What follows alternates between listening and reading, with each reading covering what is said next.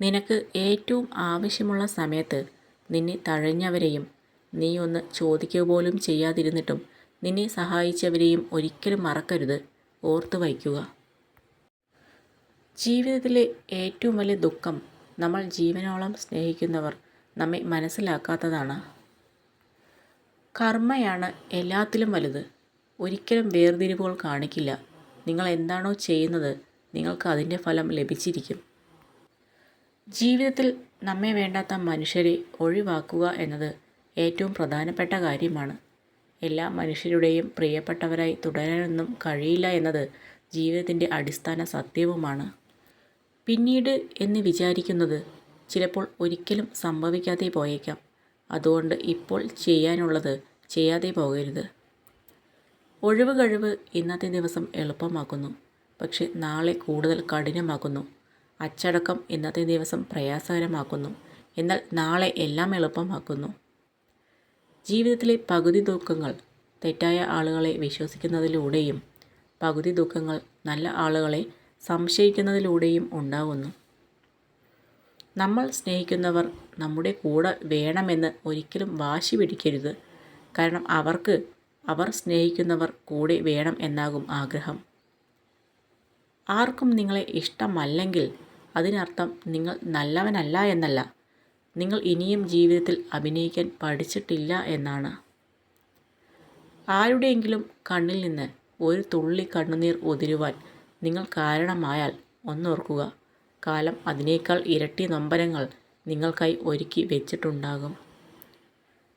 എനിക്കില്ലാത്തത് നിനക്കും വേണ്ട എന്നല്ല, പകരം എനിക്ക് കിട്ടാതെ പോയത് നിനക്ക് കിട്ടട്ടെ എന്ന് ചിന്തിക്കുന്നിടത്താണ് നാം മനുഷ്യരാകുന്നത്. ഏറ്റവും അധികം ആഗ്രഹിക്കുന്ന ഒരു ലക്ഷ്യത്തിനായി നിങ്ങൾ പ്രവർത്തിക്കുകയാണെങ്കിൽ നിങ്ങൾക്ക് മറ്റാരുടെയും പ്രചോദനം ആവശ്യമില്ല. നിങ്ങളുടെ ലക്ഷ്യങ്ങൾ തന്നെ പ്രചോദനമായി മാറും.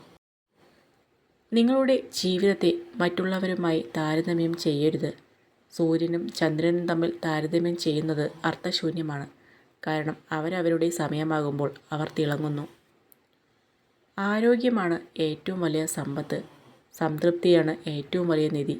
ആത്മവിശ്വാസമാണ് ഏറ്റവും വലിയ സുഹൃത്ത്. ഒരു മത്സരത്തിൽ പങ്കെടുക്കുന്നവർക്കേ വിജയിക്കുവാൻ കഴിയൂ. പങ്കെടുക്കാതെ മാറി നിൽക്കുന്നവർക്ക് വിജയത്തെക്കുറിച്ച് ചിന്തിക്കുവാൻ പോലും അവകാശമില്ല. ജീവിതത്തിൽ പണത്തേക്കാൾ വലിയ ചില സ്നേഹബന്ധങ്ങളുണ്ട്. അതാണ് നല്ല ബന്ധങ്ങൾ.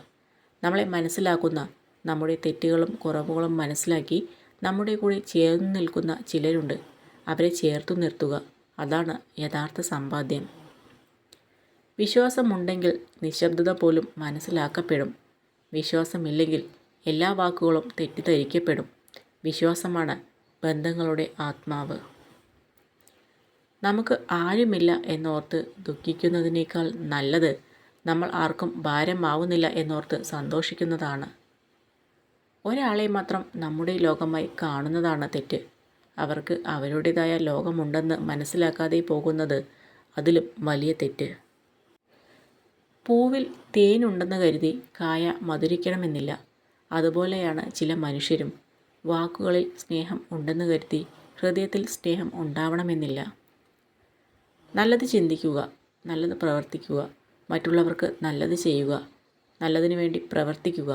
എങ്കിൽ ഇവയൊക്കെ നിങ്ങൾക്ക് നിശ്ചയമായും തിരികെ ലഭിക്കും. നമ്മൾ ഒരു തെറ്റ് ചെയ്താൽ അത് എല്ലാവരുടെയും ഓർമ്മയിൽ ഉണ്ടാവും.